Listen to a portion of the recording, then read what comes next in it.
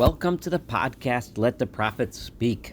Today we are going to start a new book, that is the book of Nehemiah, or in English, Nehemiah. Now, Nehemiah traditionally is really not its own book, it's really part of the book of Ezra. Traditionally, according to Chazal, according to the rabbis, Ezra and Nehemiah were all one book called Ezra. But over the years, it became separated into two books because the second half is discussing mostly the exploits of another leader, another very important leader, very different from Ezra, and his name was Nehemiah, hence the name of the second half of this book. Before we begin Nehemiah, I want to set the stage. And the stage for what's about to happen, what we're about to start reading about in Nehemiah, was really begun to be set by Ezra in his book in chapter 4 of Ezra. If you recall, when we studied chapter 4 of Ezra, the beginning of that chapter kind of gave us a little brief summary of what was to come in the history of the kings of Persia. Now, just to remind you, there's a lot of different, over the years, there have been many different attempts at reconciling which Persian king was who, and what events mentioned in by the Nevi'im were happened under which king and so on. So the chronologies can be very confusing. The chronology that I have been using is for the most part the same chronology that is used in the Da'at Mikra series by Mosad Rav Kook, and for the most part, almost all the convergence of current scholarship, current biblical scholarship, together with archaeological scholarship and other works of history and literature, seem to agree on certain basics. So I'm going to that's the chronology that I've been using. So if we go back to Ezra 4, he reminded us of several things. That the first major Persian king who after the fall of the Babylonian Empire was Koresh, or Cyrus.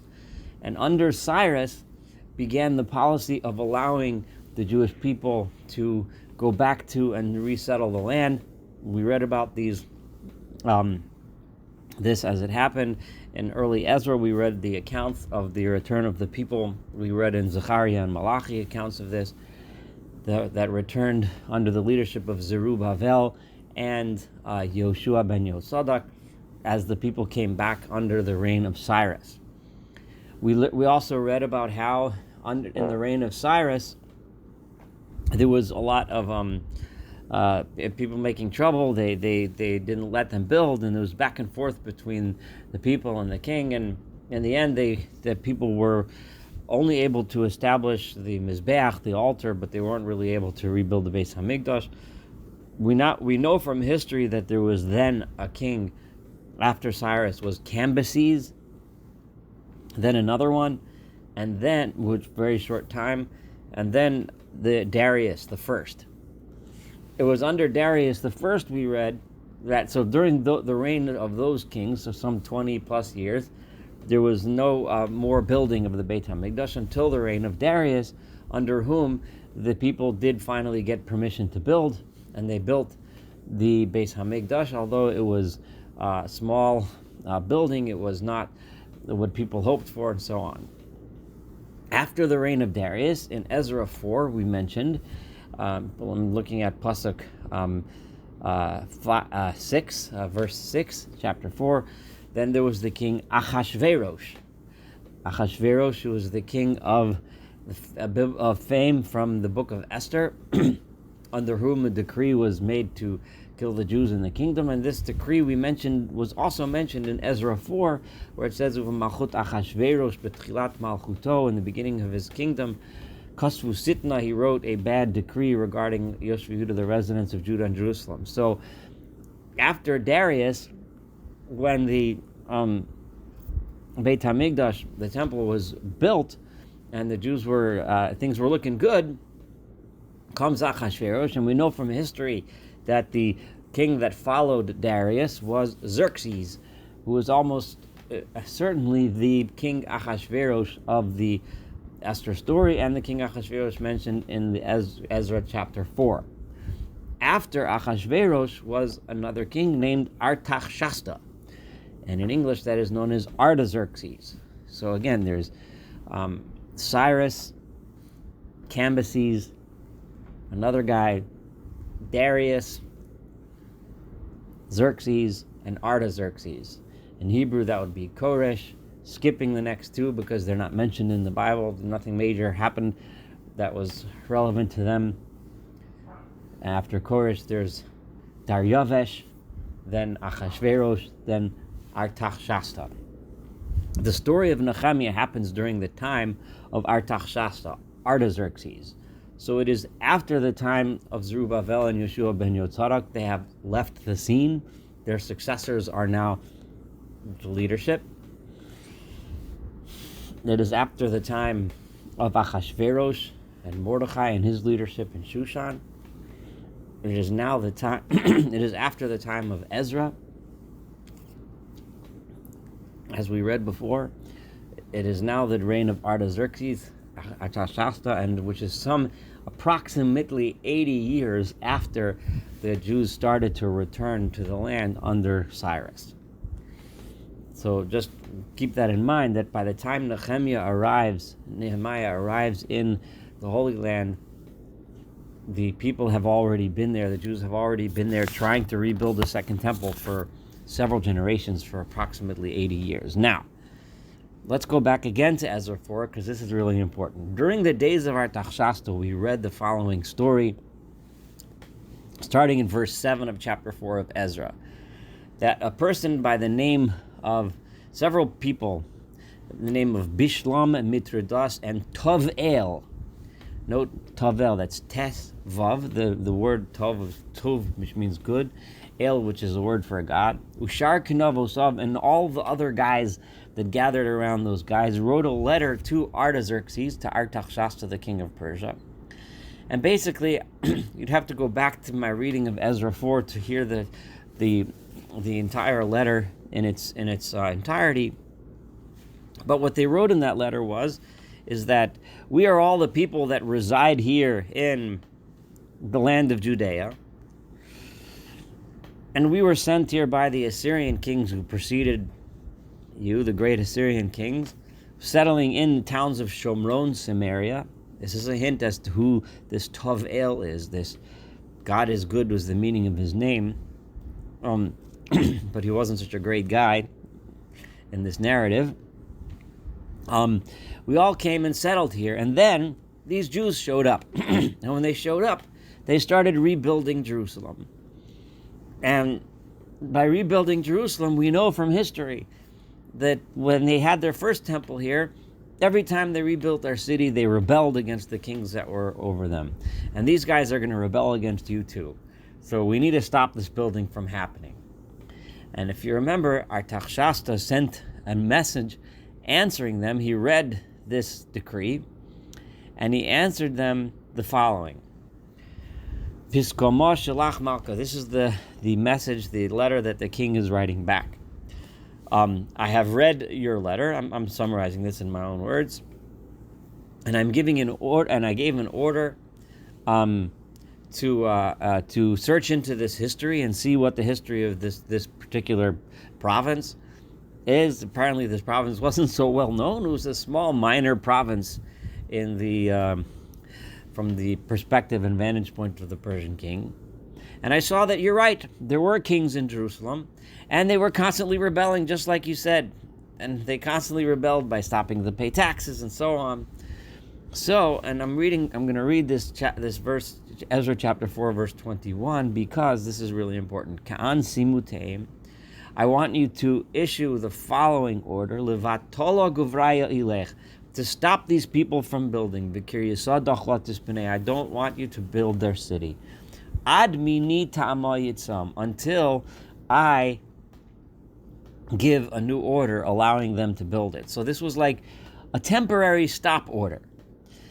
So these people meant, as they wrote, in the area of Shomron, under the leadership of several people, including this Tov El person, were successful to some degree in getting the Jews to stop building the temple. And it was under this king and this time, after this decree, that the following book of Nehemiah is about to begin. Divrei Nehemiah, I'm going to start to read Nehemiah chapter 1, verse 1. Divrei Nehemiah ben Chachaliah. These are the words of Nehemiah, the son of Chachaliah. Vayehi, and this story that I'm about to say, in other words, this book is written by Nehemiah himself, and we'll see a lot of it is written in first person by his own hand. Vayehi, when did this story occur? It was in the Chodesh Kislev, in the month of Kislev. Shnas Esrem, the 20th year, and most agree that this is the 20th year of the reign of King Artaxerxes, the reign of King Artaxerxes. And if you map out the years of the kings of Persia, which are well known today to archaeologists, to historians, to biblical historians, this would be about 80 years from when Cyrus allowed the Jews back. Vani, and I, Nehemiah, Hayisi b'Shushan Habira. I was in the capital Shushan. Far away, I was in Persia, the capital of Susa, which is far away from the land of Israel. However, I have family that had made aliyah, so to speak, that were living with the Jews who had went. Now remember, in Shushan, this occurred. Nehemiah is living in Shushan about at least 20 years, maybe 30 to 40 years or so after the story of Mordechai and Esther happened in Shushan. There's still a large Jewish community in Shushan, which is the capital of Persia.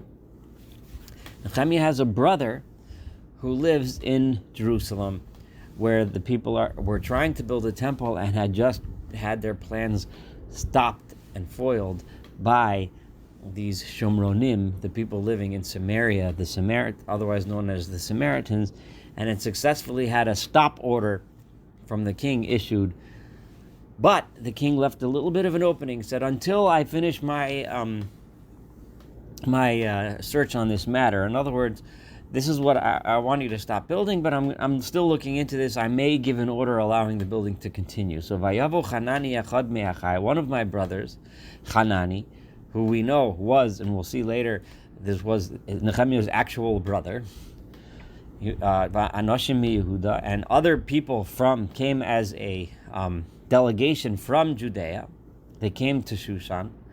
Ve'eshalem, and I asked them regarding the well-being ala Yehudim Hapleta, over the Jewish people that were the remnants of the Jewish nation, Asher Nisharu min Hashevi, that had remained from the captivity.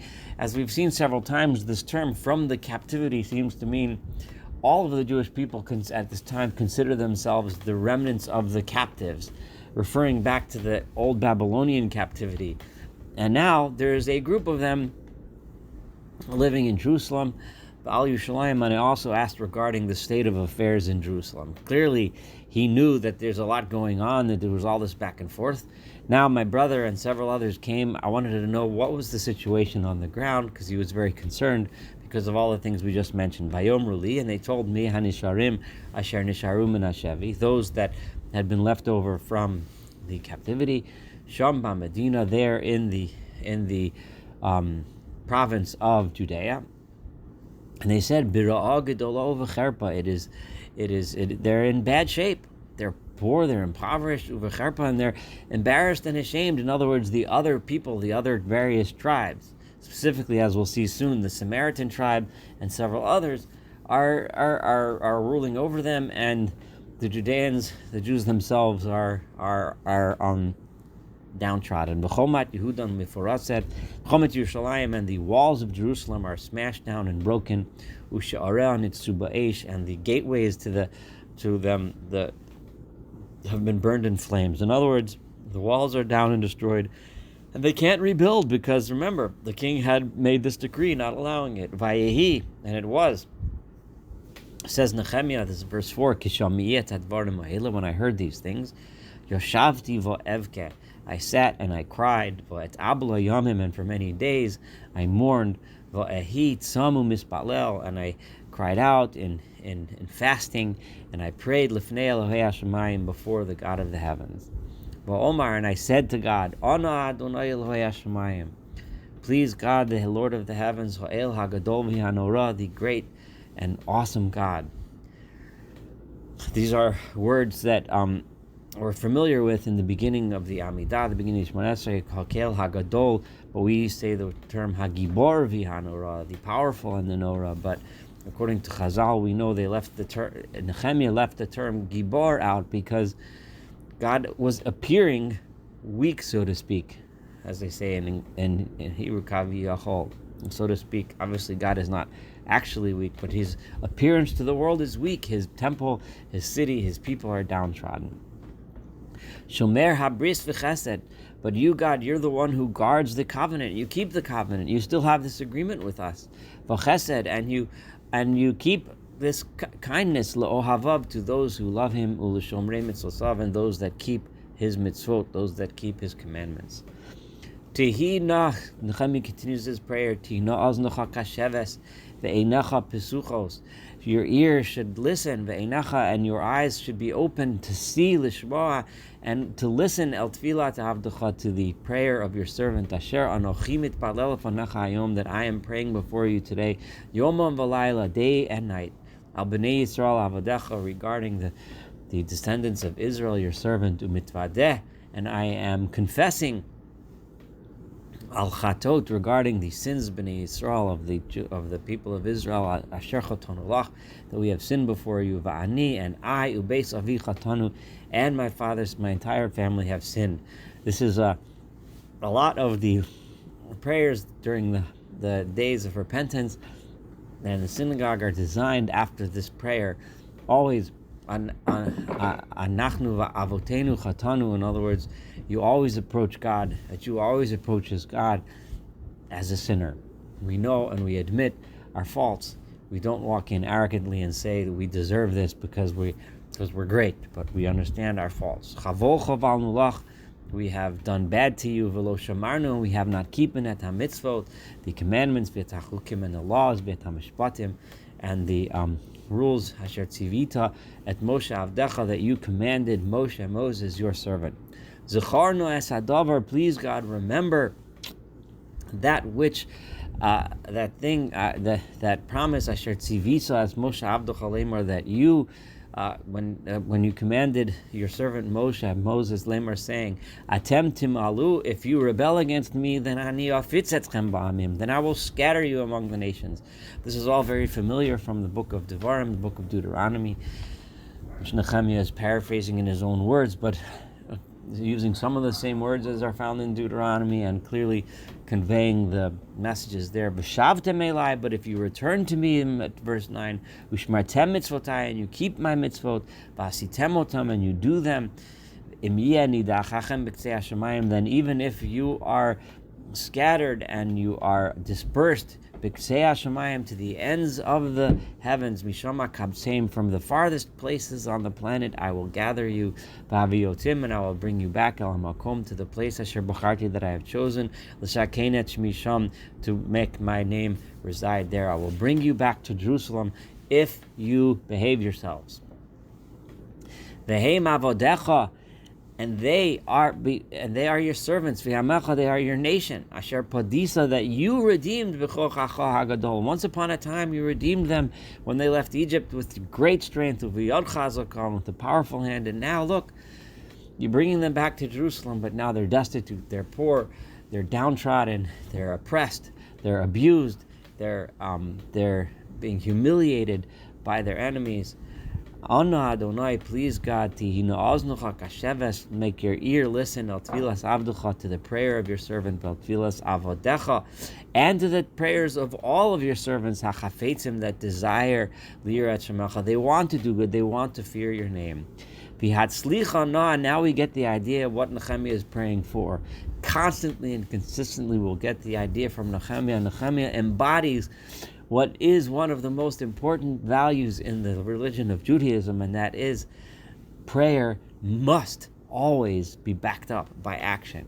You can drop and cry first, and we've had this several times. We reminded us in the book of Ezra, don't just pray, stand there and do something, get up and act. And this is how Nehemiah is telling us that I'm asking you, God, to please make your servant today be successful in his mission, because I'm about to do something. I want you to place me for mercy, meaning I want you to when I appear in front of before this man, this King Artaxerxes, in front of whom I am about to go and plead, I want you to please, God, put me in front of him in an environment, in a situation where he will look upon me in a positive light. And by the way, Nehemiah says, I, at the time, was the mashkel hamelech. I was in charge of giving the king to drink, which was in those times a high position, a very trusted position to the king, because this would be a common way, of course, to poison the king. So Nehemiah was a trusted assistant of the king, and this is why Nehemiah is explaining why he had access. Nehemiah, in his humility, mentions this at the end just because he didn't want to brag about his position to begin with, but he mentions this on the end just so that you, the reader, should understand where he comes from, what is his position, why he can come in front of the king. So he heard the news from Jerusalem. He heard that the building had stopped, that the walls need repair, the place is falling apart, the people are downtrodden and being oppressed. I'm going to stand in front of the king and ask for mercy, ask the king to reverse his decree.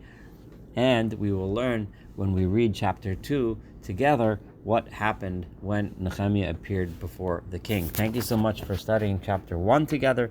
Looking forward to studying chapter 2 and the rest of this beautiful book together.